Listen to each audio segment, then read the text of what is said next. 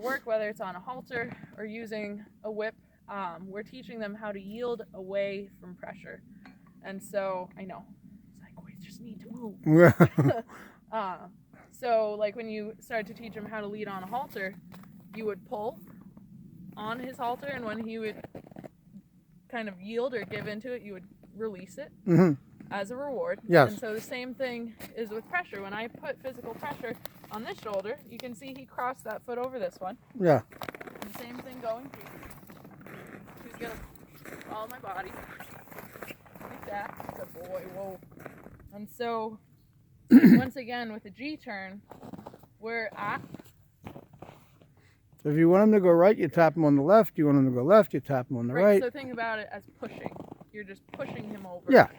Go that way. Go go that way. And so with turning G or the right, we still have this invisible string connection between his left shoulder, which is where I lead and drive him from, or close to, and my right shoulder. And so that was a prime example of our agendas. My agenda right now is in front of him. Yeah. And so he turned to the left because that's just... And you want to keep that string connection. We do. So as long as that so if he's moving away from it, you immediately bring him back to that connection. Yeah. So this connection is something that it's not specific to my training style, but I focus on it a lot more than anybody else. I mean, the 2 steers I have, you can drive them without a voice or a whip out of yoke. Yeah. And they're just so used to that visual They'll communication just work between with our you. bodies that they just follow. It's great, fantastic, yeah. So I think it's a very good methodology. I think it's great, and I think it's like a more of a close bond relationship wise. It really is. So as he's looking around, what you'll see me do is I'm gonna use my whip as a a wall almost. So as he turned to the left, I'll take this and just hold it. Yeah. Put pressure, and if he keeps going, if he runs into my whip, I will then use physical pressure to push his head back around. And that just expresses to him that I want him to stay put. In place, yeah. Yeah.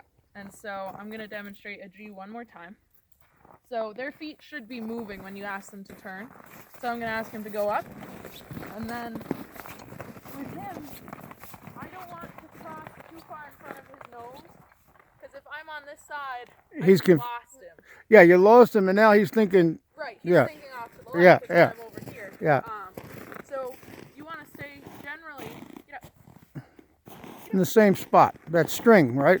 Yeah. And so always comes back to. Come out. You should be a little farther out and over.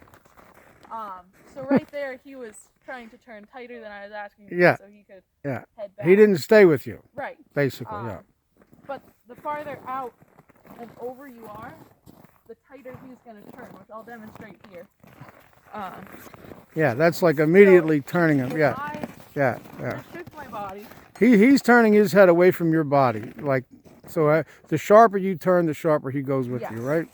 And so the same thing with the ha. The farther back I go toward his hip, the tighter he's going to turn toward me. Yeah. He's like, why are we moving in circles? But he's doing it, and he knows what you want. Yeah. So the further back you are. Why we are moving in so many circles. So when you go back, he turns his head towards you and turns that much sharper. So I am pulling him toward me right now. Yeah. If I didn't go so far back and only took a step back every other step, he's just getting a little fed up with it. So we won't linger on it.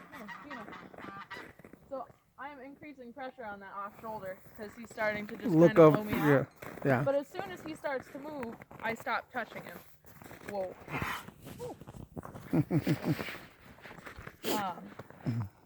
So let's see. I had thought of something else I needed to say. But I forgot what it was. That's okay. Something we can cover is driving implements. So this is a whip. You can drive them with also what's called a goad stick, which is a stick, really, usually made out of hickory or some flexible wood, is wrapped in electrical tape and just doesn't have a lash on the end. I personally prefer a lash, especially with a big animal, because when he stands yay high, you can get around give him a cue back there. Yeah. I mean, I've driven with goad sticks before, and I'm a small human, so I have to actually jump and touch. To get over there, Yeah, if you're working with an animal all day, I'd rather just kind of able to reach back. And also what's nice about this is even though the lash takes a lot of practice to learn how to control, it has much more variation as far as the Specific pressure and kinds of pressure you can give. So I can tickle with this. I can actually snap. Yeah, snap it and give a little bit of a sting with this if need be. Yeah. I can flip this around and I have a much harder Stick. end here. Yeah. It's a really versatile and tool. like you said, once you get to learn to use it, you can get very specific on where that lands. Yes. To give him direction. Yeah. And so I'm trying to think if we need to cover anything else with turning. And I figure there's a way I can break it down for you guys as far as that cue to turn goes. That's might make it a little bit clearer. Have either of you driven a skid steer with independent brakes? No. You know generally how independent brakes work. One lever brakes the left side, one brakes the right side. Yeah. And so you can make one side go faster than the other. With a single steer, that's what we want to do with his feet. With a team, that's what we want to do with a steer on either side. So if he's coming left, when I teach a ha turn, I actually start by touching this inside foot, slow it down, and speeding up his shoulder. And back with the foot and then pushing him. And physics, that's going to force the body around. Yeah. Where G is the opposite. If I touch his foot over here, and even my body might be enough to pull him over. So if I just keep slowing that foot down, well, it makes him turn. Yeah. And so, like, if you go through that video, when we were turning G and I went to correct him, if you watch my correction, I put a lot of pressure on this foot, and that automatically evened out the slowing down of that off foot to bring him straight again. Yeah. So that could be a good way to think about it. Okay. So that's turning. We've done go, stop, turn. So the last command we have, I might walk. So left and right turns are the same command? So ha is left and G is right. Oh, okay. I didn't get that. Sorry. So right now I'm going to turn him around and walk him back because he just wants to kind of walk and get a little bit of... Yeah. So when we walk out, I was telling him right now, he's doing really well. I have no reason to be nervous about him not listening to me. Right. You're going to be seeing me do a lot of taps on his front feet, which I'll tap until he slows down. Yeah. And to this keep command him... is easy. Yeah. And so right now, whoa. Good. He's a little bit barn sour. Right now, What does that mean? Barn sour? It means he's just more excited to go back to the barn than to go away from the barn, which is understandable. The barn is where food is and friends are. And Yeah. He's not always like that. Some days he is. Good. So he just corrected himself for me. And brought himself back where he belongs. with me, which was really nice. Why I stopped him is he was getting really carried away. There's a lot of forward movement going on. Yeah. Now all of us are. He's rushing ahead in front of him. Yeah. And so he was following your pace, which is fine. Like nothing you guys are doing. So that could be like a little bit confusing for him. But that just reinforces you letting him know he has to stay with you no matter what's in front. And so if you're ever working with him and you feel things falling apart, stop. Yeah. It's like pushing the clutch in on a car. Yeah. It's just stop and take a breath and recuperate, assess the situation, change anything that needs changing, and then go again. We always want to put a little teaching in place there and then move on. Success, right? Yeah. So we're going to go again. So if he starts to come in front of me, you'll see me tap his knees, varying amount of pressure, to tell him easy. That's the verbal command I'm going to use is easy. And that's he knows that. Yeah. He's learning that one. That one is still... And so I'm going to tap him. You saw him slow down. I'm going to tap until he slows down. Because if you just tap him and he doesn't do anything, he's going to learn to just ignore that. Right. Sure. That cue. Yeah. He's got to know you mean business. And whoa. So you could see I very quickly up pressure there and he didn't stop with me. So right now, he's focused on my horses. You want him to put that leg back? Yeah. I just moved him back to where my body was when I stopped him. Yeah. And so this is going to move us onto the fifth and final basic command, which is backing up. Mm. And this, for any animal, is probably the most difficult basic thing you're going to teach them. Mm-hmm. And basic commands are basically the commands that they need to know prior to working on anything, whether it be a cart or pulling a log or a plow. Yeah. It's just like your functional commands. Sure. Where any command after that just makes work easier and more fluid. Sure. So backing up is really important. Why it's difficult is because they have a blind spot directly behind them. So this goes back to that trusting relationship where in order for him to be really willing and fluid and smooth going backwards, he needs to trust I'm not going to back him into a dangerous situation. Yeah, that you have his best interest. He knows you have his best interest, and if you're asking him to back up, that he's trusting that. Yeah, not even that I have his best interest in mind. A lot of people can have the best interest in mind for any animal, but if you're not sensible to the point of knowing that he's going to be safe, then he's going to be a lot less apt to trust you. So somebody could have an animal that they love unconditionally and back them up to hook them onto a plow, and if there's a piece of metal sticking out or if they get tangled in a chain, whether or not they have a good relationship with that person, it is trusting their judgment that is going to make them willing to move backwards. Sure. And so Beaver has always been willing to move backwards, which once again is just a testament to how he was raised, which is really good. So what's going to happen is we're going to work his feet independently, and this is also going to be an ask, request, demand. I tap on the lower part of his leg, and that was really good. He was getting hi. So he's like, I'm doing a good job. Yes. Hi. Oh my goodness. No. So he was asking for praise, which is fine because he's doing good. You're so sweet.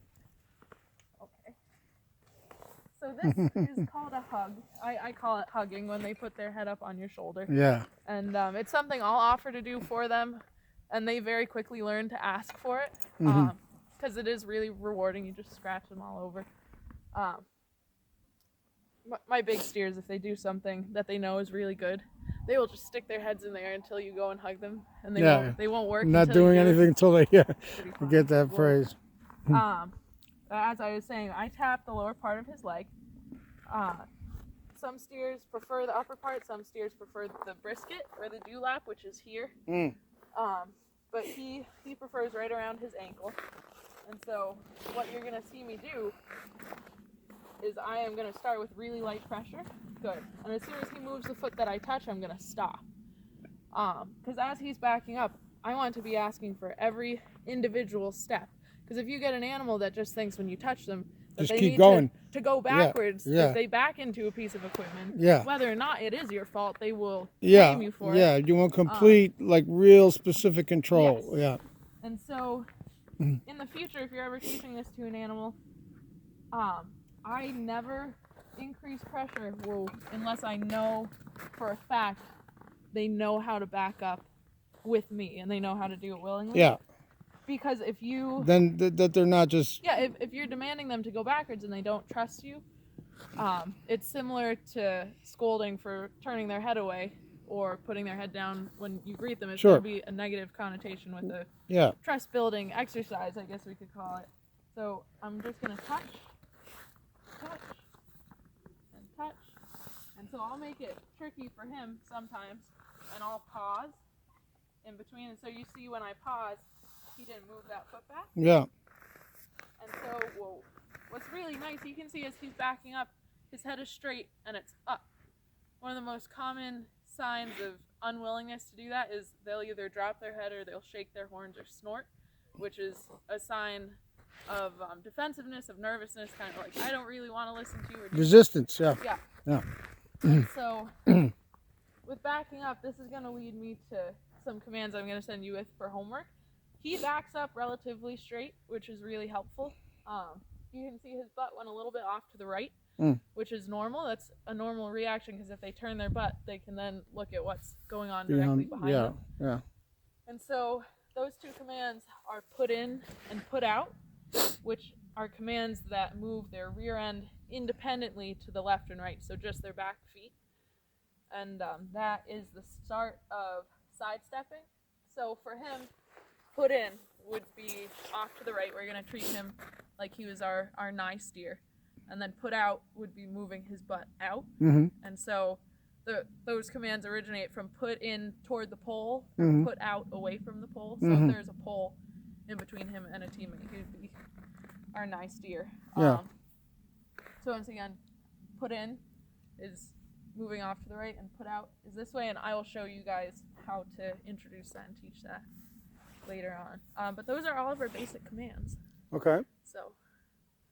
So you're saying he is he's comfortable, or he's not comfortable yet with those put in, put out, left and right? I have not started that with him. I see. You didn't get there yet. So we teach commands. We teach our basic commands in pairs. Other than backing up, I'm gonna ask him to focus forward. Whoa. So we teach get up and whoa together. We teach G and ha together, and then we usually teach back up by itself, just because it can be a little harder to capture. Yeah. And so until the command or commands you've introduced in our teaching are solid and they really understand them, you shouldn't introduce another one. Then they're just going to start to get confused. So I got you. if he had progressed faster, which honestly I don't see how he could have, because he did really well. For 1 month, I'd say he did really, really well. But if I had him for 3 months, I would have introduced that in a week or two once we were a little bit more solid on the basics. I see. So, good boy. So, if you He's want, adorable, isn't he? He is. Yeah, he's a sweet guy. You should see the calf we just got born. She's incredibly beautiful. The markings are just so amazing. Really beautiful. Yeah. So we can take him back and pull his little tire around. It's a very little tire, because the trace chains were too short, so we had to extend them with baling twine. So you couldn't pull anything too heavy. But right now, he weighs probably 800 or 900 pounds. You could start him by pulling 80 or 90 pounds around. How much? 80 or 90. And pretty quickly move on to 100. I mean, he's very mature. So, but our little tire, it probably weighs 20 pounds. Oh yeah, it's not a truck tire, but it just gives him the idea that it has introduced to him the idea of traces. So for a single steer, he uses 2 chains that hook to these on either side of his body instead of the 1 chain for a team. So it's introduced to him the traces along his sides that touch his legs when he turns, and also something noisy behind him. That he doesn't get skittish about. Yeah. Right. So he was skittish at first about it because Right. naturally So it feels natural, like something is chasing him. Yeah. Easy.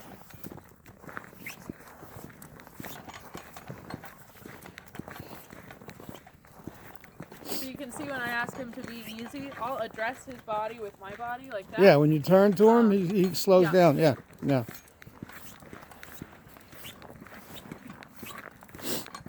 So you can see my whip is in neutral right now. Nothing is going on. Because he's doing what you want. Yeah. So if you ever see me do a round like that, that is just interfering with his vision enough to get his enough to get his attention back. Yeah. It's so just if I feel him start to look at something, drifting. drift away. Yeah. Just a tap in front of it, which is fine. He just jumped a little bit. And so what was really nice about that, I'm gonna turn to the left here. Okay. Even though he was unsure about something, he never left my body. He was unsure in his own little bubble, but he didn't try and break that, that connection we had, which was good. And so I'm going to do 2 things. I'm going to get some gloves. And then we will hook him to his little tire.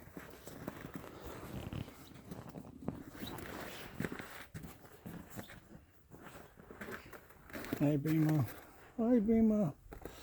Hi.